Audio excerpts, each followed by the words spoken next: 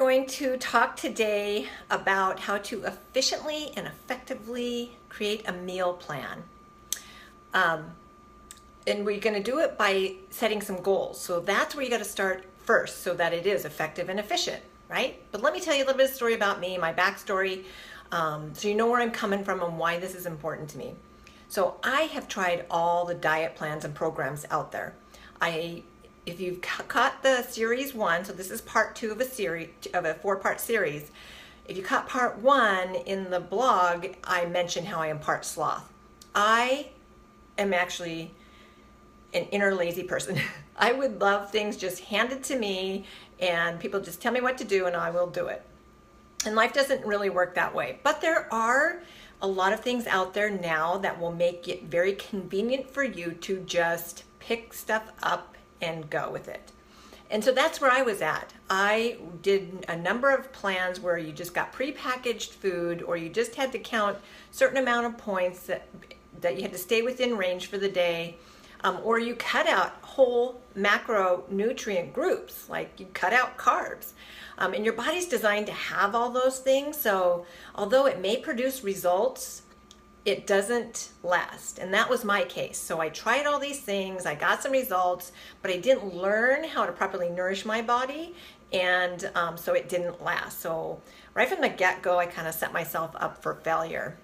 But again, you know, if I could have things handed to me and it would work for me, I would love that. But that's not the way life works, right? Okay, so with that, I just want to let you know that I'm going to give you a bonus gift. If you comment below, I want to know, do you relate to what my experience is as far as previous meal diets, and have you tried some? What have you tried? Comment below. I want to give you my weekly template meal plan. And I don't want to just hand it to you and say, this is what you're going to use. I want you to see how I break mine down and have you use it as a resource. Because my ultimate goal is to empower you with the tools so that you can create your own meal plans with the food that you like to eat. And we'll talk about that more in another series on what are the good foods and what foods you should avoid. Okay, so again, if you can relate to having tried out diets before that just don't work, definitely let me know. Comment below. Also, let me know if you would like that bonus gift of getting a copy of my weekly meal plan template. I will reach out to you, get your email, and email that off to you. All right? So today is about goal setting. So you got to have your place to start. It's good to have a goal and to go for it where you want to be, but you have to start where you're at. So we need to figure that out. So the calculation for figuring out what your target calorie intake will be based on your goals is what I'm going to share. And just before I do that, I want you to know that I don't count calories. It's more about how that calorie intake target equates to the number of the macronutrients that I need, and then I just break that down and make sure that I figure out what the portion sizes are and then feed my body that way. And we'll go into that in part 3 of this series, so stay tuned for that. But for this one, let's do your goal setting. Okay, so get a pen and paper, take this note down.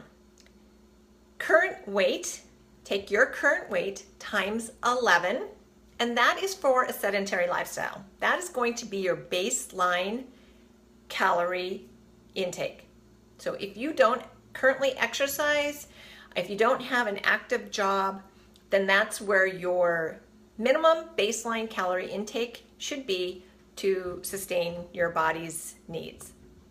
If you do exercise, and I sure hope that you do, you want to add 400 calories to that. And that's going to cover the burn that you are expending, the energy that you need to perform those exercises. And that's if you want to maintain your current weight while you're exercising. So that would be your maintenance baseline.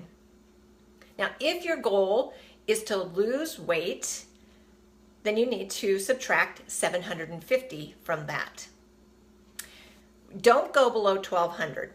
1200 should be the lowest you go on your calorie intake. So when you subtract 750, If it is below 1200, just go to the 1200 mark. And that will be your target calorie intake for weight loss. If your goal is to gain weight, then let me work with you on creating that target. So let's just recap that. Your current weight times 11 is your baseline calorie intake. If you're exercising, you want to add 400 for a maintenance intake if you're an active person. And then if you are trying to lose weight, which a majority of people are, you want to subtract 750, but don't go below 1200. Okay, I hope that was helpful. Stay tuned for parts 3 and 4 of this 4-part series where we're going to take that target calorie and equate it to what the macronutrients are that you should be feeding your body and what the portion sizes are.